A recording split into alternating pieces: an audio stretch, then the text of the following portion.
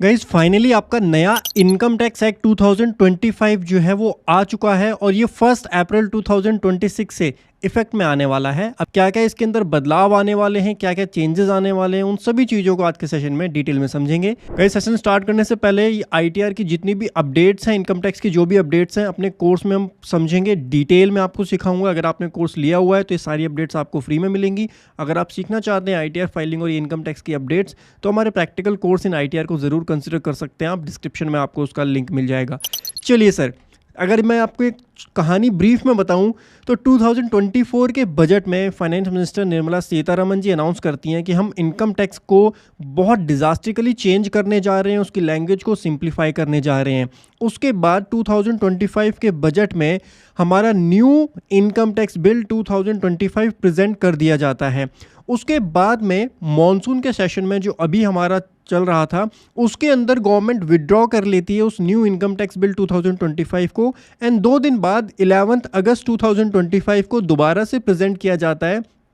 कुछ drafting error को change करके उसको ठीक करके दोबारा से 11 अगस्त 2025 को second income tax bill 2025 present किया जाता है। लोकसभा में वो पास हो जाता है, कुछ दिनों बाद राज्यसभा में पास हो जाता है। 21 अगस्त 2025 को प्रेसिडेंट की असेंट इसके ऊपर मिल जाती है और आज की डेट में न्यू इनकम टैक्स एक्ट 2025 ये बन चुका है। इसका मतलब जो आपका पुराना इनकम टैक्स एक्ट 1961 था वो बहुत ही जल्दी खत्म होने वाला है।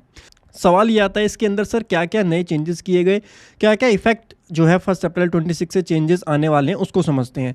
सबसे पहले ओल्ड सेक्शन की अगर बात करें तो 819 ओल्ड टोटल सेक्शन थे, जबकि इस न्यू इनकम टैक्स एक्ट के अंदर केवल 536 सेक्शन है। तो सेक्शन नंबर्स को रिड्यूस किया गया है, उनको स्ट्रेटेजिकली अरेंज किया गया है और चैप्टर जो थे 47 चैप्टर हुआ करते थे उसको भी रिड्यूस करके अब 23 चैप्टर्स किए गए हैं इनकम टैक्स एक्ट 2025 के अंदर।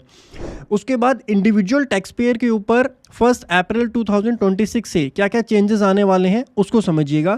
सबसे पहले जो न्यू स्लैब रेट्स हैं न्यू रिजीम के अंदर वो 0 अप टू 4 लाख तक आपको कोई टैक्स नहीं देना, 4 लाख टू 8 लाख 5% टैक्स देना है, 8 लाख टू 12 लाख 10% टैक्स देना है। लेकिन यहाँ पर एक अच्छी चीज़ ये है कि न्यू टैक्स रिजीम के अंदर 12 लाख तक आपको एक रिबेट मिल जाती है और वो जो रिबेट है 87A के अंदर मिलती है। पुराना सेक्शन है 87A, नया सेक्शन में आपको बता दूंगा क्या है।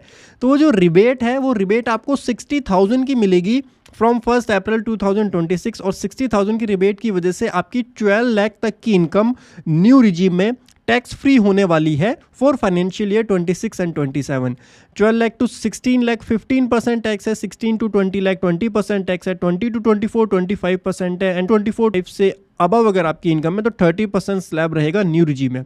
ओल्ड रिजीम में कोई भी चेंज नहीं है, ओल्ड रिजीम में आपका वही रहेगा और ओल्ड रिजीम में आपकी जो लिमिट है वो भी इंक्रीज नहीं की गई है। जो रिबेट की लिमिट होती है वो भी सेम ही रखी गई है जो पहले थी 12,500 की, इसमें कोई भी इंक्रीज नहीं किया गया है। तो ओल्ड रिजीम में अब थोड़ी सी दिक्कतें आने वाली हैं। ओल्ड रिजीम में आपका 5 लाख तक की टैक्स फ्री इनकम रहेगी, जबकि न्यू रिजीम में वो 12 लाख तक की टैक्स फ्री इनकम आपकी रहने वाली है। तो बहुत बड़ा डिफरेंस यहाँ पर ओल्ड रिजीम और न्यू रिजीम में नेक्स्ट फाइनेंशियल ईयर 26-27 से आने जा रहा है।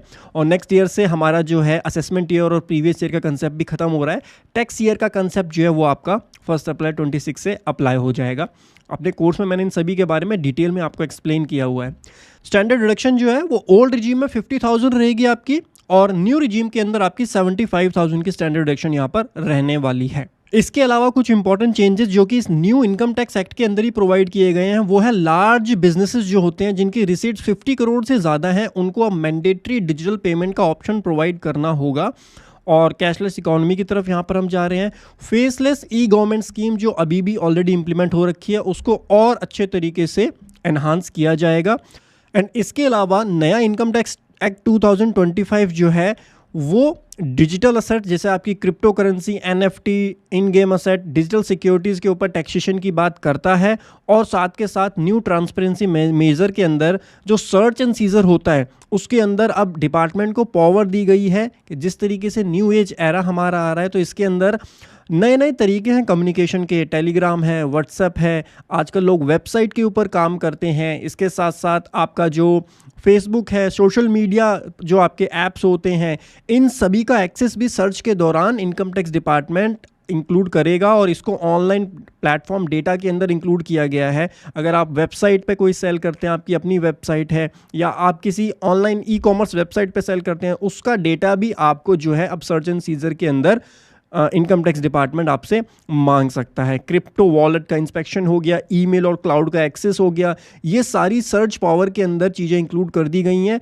एक कंसर्न जो काफ़ी लोगों का है राइट टू प्राइवेसी का, जो सोशल मीडिया अकाउंट्स हैं, व्हाट्सएप है, टेलीग्राम है, इनके अंदर जो चैट्स होती हैं, ये प्राइवेट चैट्स भी होती हैं, तो क्या राइट टू प्राइवेसी का उल्लंघन नहीं है? काफ़ी लोगों ने यहाँ पर कंसर्न उठाया है, बिकॉज पहले ये सारी चीज़ें सर्च के अंदर इंक्लूड नहीं की जाती थी, अब स्पेसिफिकली लॉ के अंदर उन चीज़ों को इंक्लूड किया गया है। तो आपको क्या लगता है, आपका क्या विचार है राइट टू प्राइवेसी के ऊपर?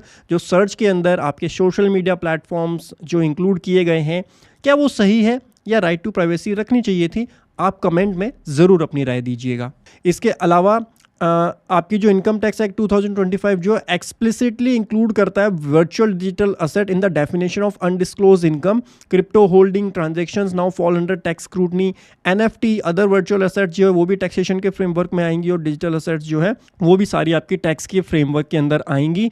तो न्यू इनकम टैक्स एक्ट जो है वो इन सारी चीज़ों के बारे में क्लैरिटी से बात करता है। पुराने लॉ के अंदर इतने अच्छे से उन चीज़ों को एक्सप्लेन नहीं किया गया था।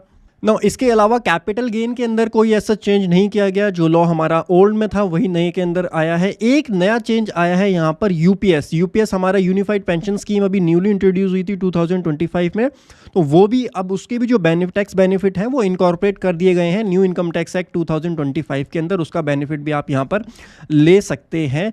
और ये जो हमारा न्यू इनकम टैक्स एक्ट 2025 है ये 1 अप्रैल 2026 से इफेक्ट में आ जाएगा। पुराना एक्ट इनकम टैक्स एक्ट 1961 हमारा रिमूव हो जाएगा।